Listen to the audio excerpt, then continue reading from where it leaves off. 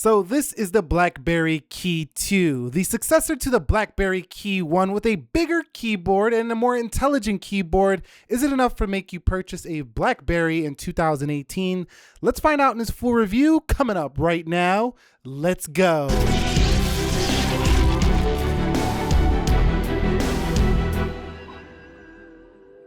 So what is up, guys? Nick here, helping you to master your technology, beginning with the key specifications that matter here. A 4.5-inch 1620 by 1080p display. This is a 3:2 aspect ratio. It's LCD IPS, a 12-megapixel dual camera, 4K 30 FPS, 2x optical zoom, portrait mode, a Snapdragon 660 with 6 gigs of RAM, a 3500 milliamp hour battery, and a 20% larger keyboard.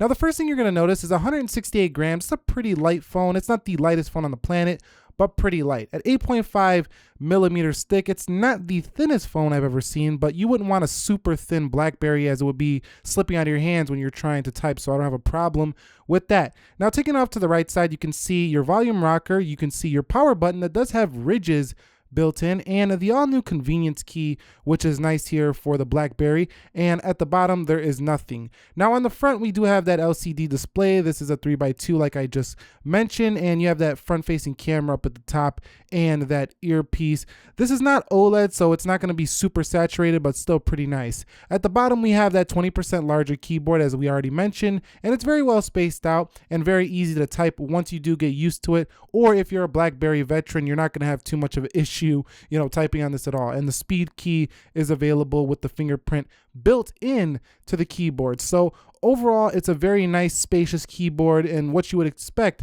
out of a BlackBerry device in 2018. Now at the bottom, you can see that you do have yourself that mono speaker with the USB-C 3.0 port, and over to the left, a microphone for talking and people hearing you on the other end. And then you have some antenna bands at the bottom. They're not that easy to see. However, up at the top, you can see the micro SD card up to 128 gigs plus a SIM card tray, antenna band up there. And at the bottom, we see a little bit of a gap between the body and the keyboard. You have to fit it in somehow, but I can just see that, and I noticed that little small detail. You might want to get the black one if little details like that, fit and finish, bothers you. Now up at the top, 8 megapixel camera on the front and an earpiece off to the right with precision cut holes in the middle so you can hear people on the other end. Now at the top, we do have ourselves a 3.5 millimeter headset jack, very refreshing, and a microphone hole. You could see a little bit of a hump on the camera lens. Now the rear shows a plastic back, which is very refreshing considering pretty much all Android phones are going to glass backs for fragility reasons. I like this, and 7000 series aluminum along the edges. I noticed this phone is very square, like a Sony phone or like a Samsung Note 8 device, very square like that. BlackBerry logo in the middle, and up at the top left, you do have yourself that dual camera and a dual tone LED flash. So that's basically the body of the BlackBerry Key 2. Now, the feel in the hand of this device is another story. It actually feels, rather large, even though it has a 4.5-inch display, but the grip on the back makes me feel like I never was really gonna drop this phone, and I actually didn't drop it once my whole week using it, no matter how clumsy I was.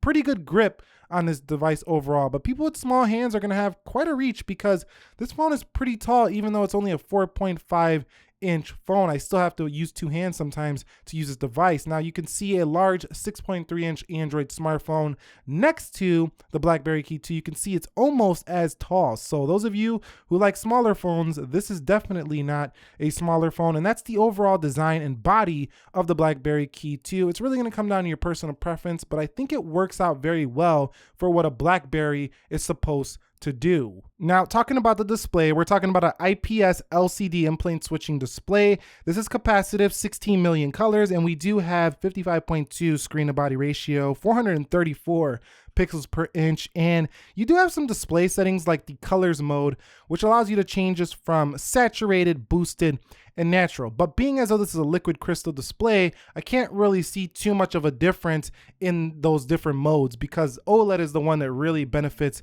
from that mode. But where you do benefit is the ability to change how you multitask in your Recents tab to Tiles, Rolodex, and Masonry. You can see this is how it comes out of the box in Masonry, and then you go to Tiles and you can have little tile views. So this is cool as well. For the busy person who wants to choose how to multitask, this is an awesome inclusion. Also, you can put it on Rolodex, which is basically what every other Android phone does. And if you're not used to those other ones, you might want to go to that mode. Now, in terms of brightness, this phone definitely gets very bright, but definitely doesn't get as bright as, the brightest phones on the market. It's still bright enough for what you need to use it for. I didn't even have any trouble really seeing it outdoors. Here are your included wallpapers on the phone, and I don't think they're the best I've ever seen, but it's going to come down to personal preference with this. Again, wallpapers are totally subjective, but it's nice that we have at least 5 to 7 of them to choose from. Now, this phone is not great for watching videos. I didn't really enjoy this at all, but BlackBerry is not going to be marketing this towards the multimedia head. This is towards the business professional, the person who wants to communicate, use the BlackBerry Hub, get things done on their phone, not sit around watching videos on it. Now, I do like the fact that you can watch little videos in this little pop-up view. This is based on the Android software. And it was really cool to multitask on this display in 2 different, windows on this really small with a keyboard phone. It's just a really cool experience with this. Now, for the keyboard, we're talking about a redesigned keyboard that has been 20% larger than the Key 1. That's actually in the height department. Now, this device also has a fingerprint embedded within the keyboard spacebar, and you can have intelligent swipe actions as well, where you could swipe through pages, you could swipe through web browsing. Pretty cool. And of course, you have the legacy shortcut keys here as well for the BlackBerry Key 2. But what's really neat here is that you can assign pretty much any key you want to anything. So for example, if I hit the C button, I want to go ahead and assign the calculator to the C button. We're going to go ahead and click calculator, and you can see now that shortcut is saved. So if I hit C, we now go into calculator. But an all new feature here, well, not all new, but for the first time in 10 years, is the speed key next to the symbol key, which allows you to go ahead and get into those shortcuts in any application, making this a lot more useful than prior device, BlackBerry Key 1, where you had to go to the home screen to go into these. So now I can just hold that speed key wherever I'm at, and I can go into the device at any time I want. So that's pretty cool going into those different apps. Now, in terms of the typing experience itself, it's going to come down to how good you are on a BlackBerry keyboard. Personally, I wasn't that great so far because I have to get used to it. I haven't typed in a BlackBerry in a while. But overall, I think it's very satisfying to hear those clicks, to feel the actual keyboard versus a touchscreen on this phone. And I think over time, with this new flick typing, you can go ahead and get very accurate very fastly on this device. But if that's not enough for you on the BlackBerry Key 2, they do have the ability to use the virtual keyboard, which is also the BlackBerry virtual keyboard. So we can type with that keyboard as well, which also supports suggestive text and flick typing as well. So pretty cool to have the touchscreen BlackBerry keyboard and the actual physical keyboard. And if that's still not enough for you, you can go ahead and download the Gboard, which basically is the best keyboard on other Android devices. You can go ahead and just use swipe on here and just swipe really fast. However, I think it's kind of, awkward to use the touchscreen keyboard on this device because you have the physical keyboard, and it's just kind of weird to have them both on screen and at the bottom. So I would suggest trying to get used to using the keyboard itself on the bottom. Now, in terms of software, Android 8.1.0 Oreo, this is basically the latest version you can get on an Android device, and it does have BlackBerry's own launcher on it, so it does have still a very BlackBerry like experience. They included all of these new little shortcuts right here: compose an email, a text message, view your alarms, check battery levels, data usage, add notes, tasks, keyboard shortcuts. So you have all those included apps there. You do have the productivity tab over here to the right, and you can go ahead and see, you can see your calendar, you can see your hub, you can see your to-do list, your contacts, and even your own personalized widgets tray. So this is pretty useful if you're into the whole, checking your daily feed over there off from the right. Now in the tray, it's kind of like a Pixel launcher. In the tray, you can see widgets here, and then over to all the way to the right, you have even more shortcuts. So there's plenty of shortcut action going on for this device. So if you're the type of person who likes to get things done fast and you need shortcuts to all of those actions that you are going to be performing, this is going to be one of the best phones on the market that you can buy. And in the settings, you have your typical BlackBerry services as in BBM, and then you have device transfer, the BlackBerry camera. And over here, you can see that we do have the device search and detect. This is the security system by BlackBerry that showcases how secure your device is at all times, which is a pretty cool feature to have for this phone, as it should be very secure. It's going to be your ultimate communications device. In the BlackBerry Hub, you can text message, you can use your emails, multiple ones, you can use social media. Then you have the locker. Now in the locker, you can, use the Firefox Focus browser, which is like private browsing, and you can lock up some files.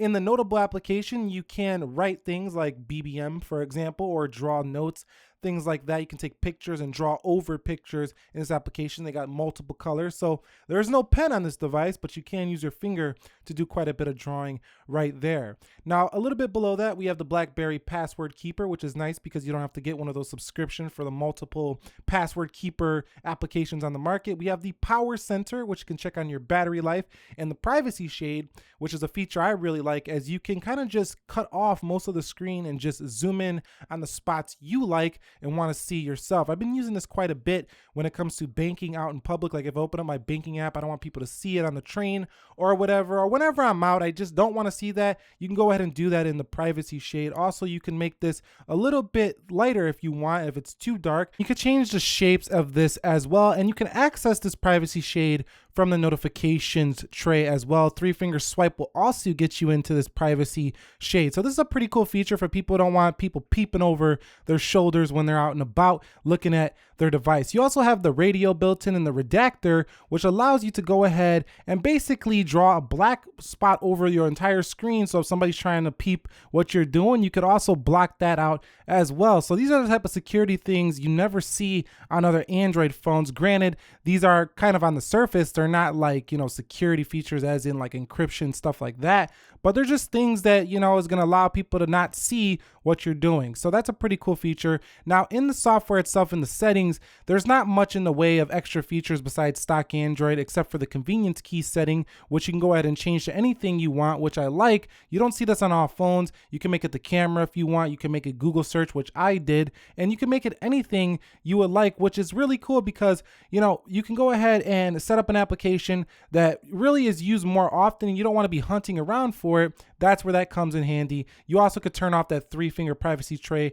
and you have double tap to get into this software as well. Face Unlock is also on board via the Google Smart Lock settings for this phone. So overall, it's a pretty complete software package with excellent security features on board. In terms of the performance, we have a Snapdragon 660 2.21 gigahertz CPU. So what this CPU is really close to is a Snapdragon 835, although it's not quite up to that level. It does have 6 gigs of RAM, and with that RAM and being almost as good as this 835, you really can't tell a difference between this and a flagship phone. It's going to get the job done for most folks on the day-to-day. The only thing I think that could choke up this phone is maybe the most heavy game on planet Earth, and not even that I think would choke this up. So it's a pretty fast phone. It just doesn't have the fastest animations I've ever seen. Now, you can also customize this phone's, toggles up here at the top. You have the Privacy Shade locker, just like you could do on any other Android phone. So I did want to mention that.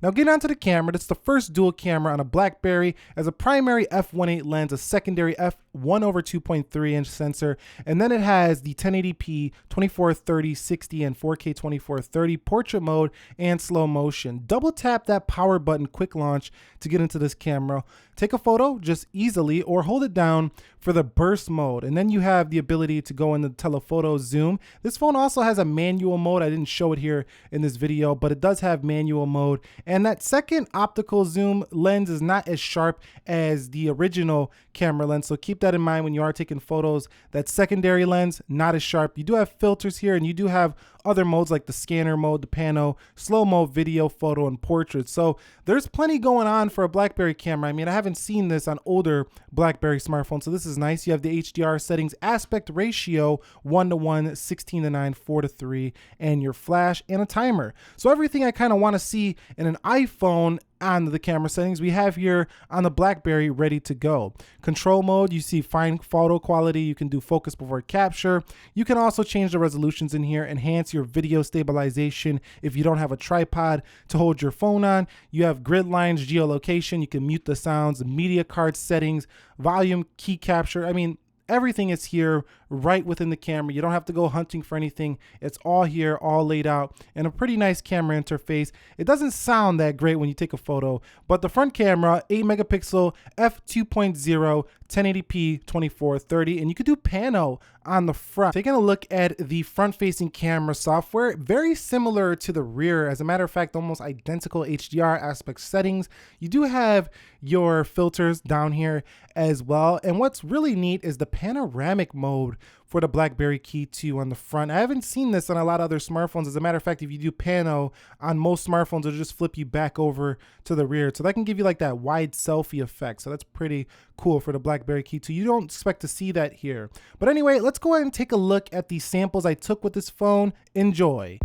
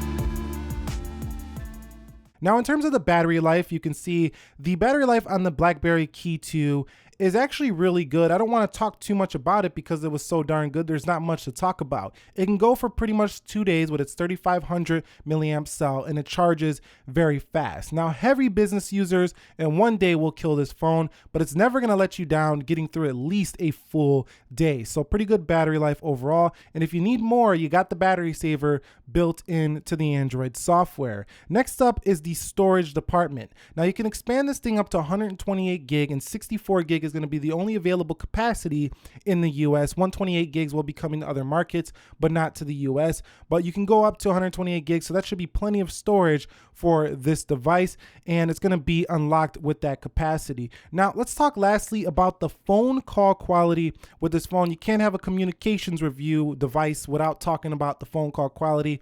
The signal strength, while not that strong at the moment, has been very strong throughout my use case of the device, and I've had no issues using this. And with the shortcut keys to dial people really fastly, this is a really good phone for, well, a phone. Now, the speaker phone can be covered up again because it's not dual speakers. That would be nice to see on the next BlackBerry. But overall, definitely a really good phone. I had no drop calls, nobody telling me they couldn't hear me whatsoever when it comes to calling experience. So this is the BlackBerry Key 2. It's the ultimate communications device that has the hub, which combines emails, text messages, Instagram messages, Facebook, everything in one. It's a great communications device with excellent durability as it doesn't have a glass, back with 7000 series aluminum to make it feel a little more premium.